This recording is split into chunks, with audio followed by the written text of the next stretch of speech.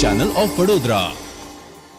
વડોદરા શહેર અધ્યક્ષ ડોક્ટર વિજય શાહના જન્મદિવસની ઉજવણી ખૂબ જ હર્ષોલ્લાસ સાથે કરવામાં આવી રહી છે। સમસ્ત વૈષ્ણવ વણિક પરિવારના સભ્યો દ્વારા ડોક્ટર વિજય શાહના જન્મદિવસ નિમિત્તે કેક કાપી તથા જરૂરિયાતમંદ લોકોને અનાજ કીટ, ઘરવખરીનો સામાન, અભ્યાસ માટે જરૂરિયાતમંદ લોકો માટે પુસ્તકો તેમજ બાળકો માટે રમતગમતના સાધનો, આયુષ્માન કાર્ડ અને વયવંદના કાર્ડના કેમ્પનું આયોજન કરવામાં આવ્યું હતું તથા વિવિધ સહાય વિતરણ કાર્યક્રમનું આયોજન કરાયું, જેમાં મોટી સંખ્યામાં સમસ્ત વૈષ્ણવ વણિક પરિવારના સભ્યો ઉપસ્થિત રહ્યા હતા અને બીજેપી વડોદરા શહેર અધ્યક્ષ ડોક્ટર વિજય શાહના જન્મદિવસની અનોખી ઉજવણી સહિત વિતરણ કરવામાં આવ્યું હતું। આ કાર્યક્રમમાં બીજેપી વડોદરા શહેર અધ્યક્ષ તથા સમસ્ત વૈષ્ણવ વણિક પરિવારના પ્રમુખ doctor Vijay Shah, Vadodara municipal councillor doctor Rajesh Shah, municipal councillor જે લંબેન Choksi, municipal councillor Jagrutiben Kaka, municipal councillor Naitik Shah, municipal councillor Dharmesh Patni તથા વોર્ડ નંબર 13ના સંગઠનના પદાધિકારીઓ વિશેષ ઉપસ્થિત રહ્યા હતા।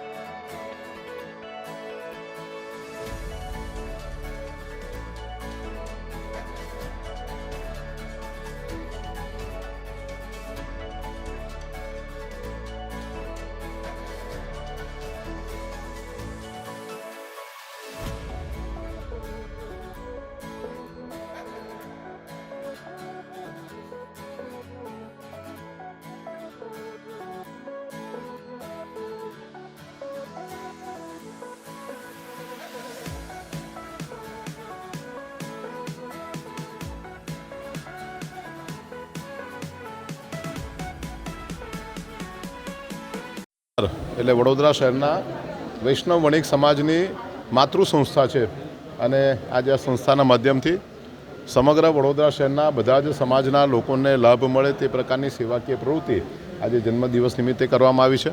સમાજના અમારા સૌ અગ્રણીઓનો આભાર વ્યક્ત કરું છું। ભારતીય જનતા પાર્ટીના કાર્યકર્તાઓનો હંમેશા જન્મદિવસ એ સમાજને લગતી, સમાજને ઉપયોગી પ્રવૃત્તિઓના માધ્યમથી જ થતો હોય છે। એના ભાગરૂપે આજે આ કાર્યક્રમનું આયોજન થયું છે। અલગ અલગ સંસ્થાઓના જે લોકો છે તે લોકોને અહીંયા બોલાવીને એમના માધ્યમથી એમને સહાય મળે એવો પ્રયત્ન કરવામાં આવ્યો છે।